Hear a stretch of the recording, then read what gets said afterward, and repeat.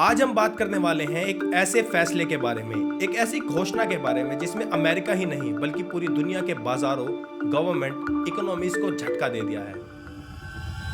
April 2nd, 2025 will forever be remembered as the day American industry was reborn, the day America's destiny was reclaimed, and the day that we began to make America wealthy again. अप्रैल 2025 दिन था Tuesday, सुबह के 9 बजे थे और Washington DC में एक press conference announce होती है जहां पर डोनाल्ड ट्रंप, जो 2024 में अमेरिका के दूसरी बार राष्ट्रपति बनकर आ चुके हैं, पोडियम पर आते हैं और एक ऐसी अनाउंसमेंट करते हैं जिसमें दुनिया भर के लीडर्स के चेहरे का रंग उड़ा दिया। We're going to fight these tariffs. This is not the act of a friend. The global economy will massively suffer. ये था उनके एग्जैक्ट शब्दों का असर। दुनिया भर का स्टॉक मार्केट क्रैश हो गया। चाइना से लेकर ब्राजील तक इमरजेंसी मीटिंग्स बुलाई गई और हर इकोनॉमिस्ट के चेहरे का रंग उड़ गया। लेकिन ट्रंप ने सिर्फ इतना ही नहीं कहा, उन्होंने कहा यह सिर्फ एक शुरुआत है। अब हर कंट्री को अमेरिका को इक्वल ट्रीटमेंट देना होगा, या तो हमसे फेयर ट्रेड करो या फिर महंगा ट्रेड। तो क्या है ये नए टैरिफ रिजीम के पीछे की असली कहानी?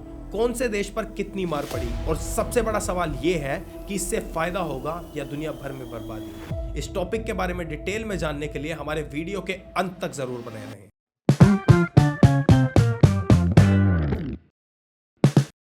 We used to do it, we can't do it anymore. We take care of countries all over the world. We pay for their military, we pay for everything they have to pay, and then when you want to cut back a little bit, they get upset that you're not taking care of them any longer. But we have to take care of our people, and we're going to take care of our people first, and I'm sorry to say that.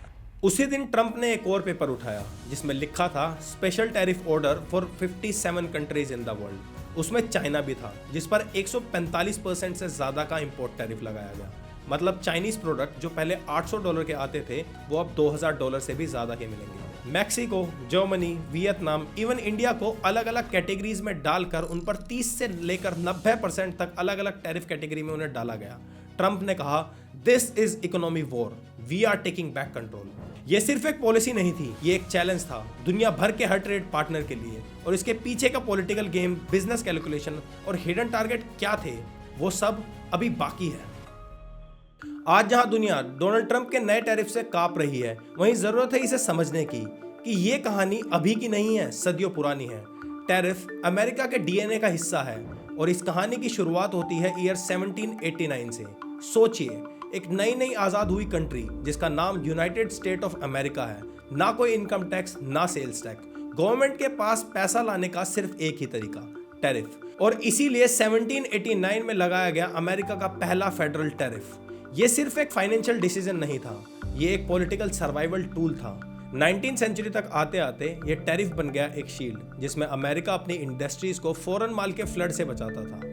Britain, France, Germany जैसे देश अपने cheap माल से America के बाजारों को भरना चाहते थे, तो टैरिफ बन गया उनके लिए एक इनविजिबल वॉल, और इसी वॉल ने बनाया एक पावरफुल अमेरिका। लेकिन कहानी यहाँ खत्म नहीं होती।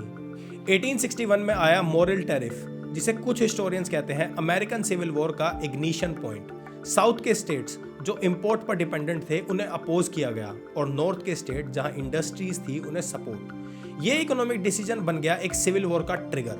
आज जब ट्रंप नया टैरिफ लगा रहे हैं तो ये समझना बहुत ही जरूरी हो गया है कि वो एक पुरानी लेगेसी को जिंदा कर रहे हैं जहां इकोनॉमिक वॉरफेयर से जियोपॉलिटिक्स कंट्रोल होती थी। तो क्या ये हिस्ट्री रिपीटेशन है या कुछ और?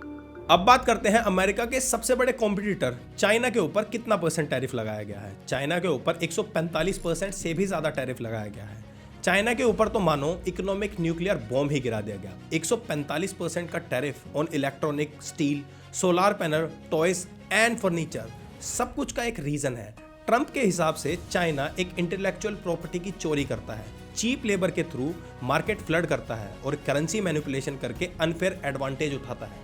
इन सबसे इफेक्ट ये पड़ा कि एप्पल की सप्लाई चेन हिल गई, वॉलमार्ट ने अपने प्राइसेस डबल कर दिए, चाइना का स्टॉक मार्केट 12% से क्रैश कर गया और यूएस चाइना डिप्लोमेटिक चैनल तो ऑलमोस्ट बंद हो गया। अब बात करते हैं हमारे देश इंडिया पर इस दुनिया भर में चल रही टैरिफ वॉर का क्या असर पड़ा। अमेरिका ने इंडिया पर 26% का एक एवरेज टैरिफ लगाया है जिसमें textile, generic medicine, automobiles part and IT services आते हैं। ट्रंप ने एक्यूज किया है कि इंडिया टैरिफ किंग है, जो खुद अमेरिका के माल पर हाई ड्यूटीज लगाता है।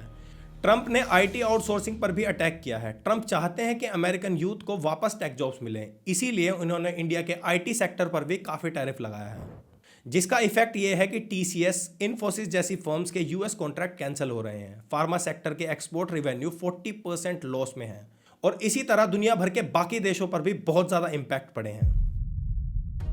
बस 2 दिन ही हुए थे ट्रंप के यूनिवर्सल टैरिफ को अनाउंस किए और अमेरिका के हर कोने में एक ही सवाल घूम रहा था कि हम ग्लोबल पावर तो बन रहे हैं, पर क्या इससे घर चल पाएंगे। वॉलमार्ट से व्हाइट हाउस तक प्राइसेस का एक्सप्लोजन हो गया। वॉलमार्ट जैसे रिटेल जाइंट सबसे पहले इंपैक्ट हुए। Imported toys, electronic items, even clothes, सबके प्राइस 25 से 40% तक बढ़ गए। अमेरिका की वॉल स्ट्रीट पर भी इसका बड़ा इंपैक्ट पड़ा। नास्डाक में tech stocks, specially Apple, Tesla और अमेज़न जैसे स्टॉक्स 90% से गिर गए। अब सवाल ये नहीं है कि टैरिफ सही है या गलत, सवाल ये है कि अमेरिका का फ्यूचर कहाँ जा रहा है। ये बोल्ड नेशनलिज्म अमेरिका को इकोनॉमिक सुपर पावर बनाएगा या फिर दुनिया से काट कर एक आइसोलेटेड नेशन बना देगा। क्या ट्रंप का ये कदम उन्हें हिस्ट्री बुक्स में हीरो बनाएगा या विलन? लेकिन एक बात तो पक्की है, ये डिसीजन एक फाइनेंशियल फॉल्ट लाइन है, जिसका आफ्टर शॉक हर कॉन्टिनेंट, हर इंडस्ट्री और हर हाउस होल्ड तक पहुंचेगा। और अब सिर्फ टाइम ही बताएगा कि टैरिफ का फैसला फ्यूचर बनाएगा या बर्बाद करेगा। तब तक के लिए मिलते हैं अगले वीडियो में।